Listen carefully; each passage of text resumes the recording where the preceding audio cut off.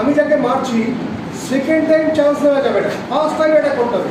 এই যখন মারছে হাত নিচু হয়ে যাবে, ঠিক আছে? যেহেতু এখানে বেন্ড করার জায়গা আছে, হাতের টাল হয়ে নিচু হয়ে যাবে। এবার এই দুটো পুরা বলতে হাতের লোক আছে, এই দুটো চোখের মধ্যে এরকম দিয়ে দেবে, এই দিয়ে এরকম ধরে চেপে এরকম নেড়ে দিয়ে এরকম করে নেড়ে দেবো, নেড়ে দেবো দিয়ে দিয়েছে, ঠিক আছে? ঠিক আছে, ডান পা রাইট হ্যান্ড, রাইট লেখা যাবে, ঠিক আছে? জোরে বসিয়ে এসো, গুছিয়ে এসো, এই মাপটা আসছে, ঠিক আছে? সব থেকে সহজ পন্থা হলো আমার দেখতে হবে একটা আনুমানিক হিসাব করে, এটা ধরে 3 ফুট, এটা ধরে 3 ফুট, 6 ফুট। তাহলে আমি যদি দূরে যাই তাহলে 6 ফুটের বাইরে আমাকে ছুটে পালাতে হবে।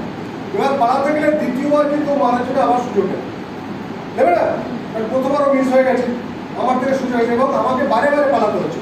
তাহলে সব থেকে বেটার হলো আমি এখানে সেভ করবো। আমার সহজ পন্থা হলো আমি ক্লোজ কাছে চলে গেলাম, তাহলে মারতে পারছে না, আমার কাছে চলে একদম ক্লোজ, ওর কাছে চলে এলাম, যখন চলে গেলাম মারতে, এই ঠিক আছে, আমি ক্লোজ চলে গেলাম। এবার ক্লোজ চলে গিয়ে আমার অনেকগুলো জায়গা পজিশন পেয়ে গেছি, এই একটা পেয়ে গেছি, এই একটা পেয়ে গেছি, মারা সহজভাবে। এবার এখান থেকে পেয়ে গেছি, এই পেয়ে গেছি, এখানে যখন মারবো এখানে ছেড়ে দিতে পারছি, এখানে এই ধরে বিপরীত দিকে চলে আমি ধরো, বিপরীত দিকে ধরো,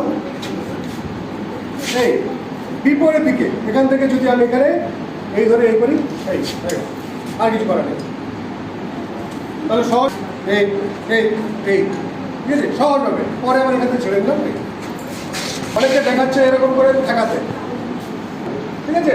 অনেক সময় সিনেমাতে দেখে না, নায়ক হিসেবে কথা গেল, একদমই না, বাস্তব না, সিনেমা জগৎ আর বাস্তব জগৎ সম্পূর্ণ আলাদা। এবার আমাকে যখন মারতে আসছে আমি সব খুব বেশি হলে এই ধরতে পারি, এইকে এইভাবে এই উল্টিয়ে দিতে পারি, এটাকে ধরে এইভাবে ধরে, এটাকে ধরে এখান থেকে এইটা এই, হ্যাঁ, এবার এইখান থেকে আমার এই সাইড দিয়ে এখানে এই শোল্ডার, জামা কাপড় যা কিছু এখান থেকে ধরলাম, এই দিক দিয়ে অটোমেটিক চলে আসছে, আবার বসে এসে গেল।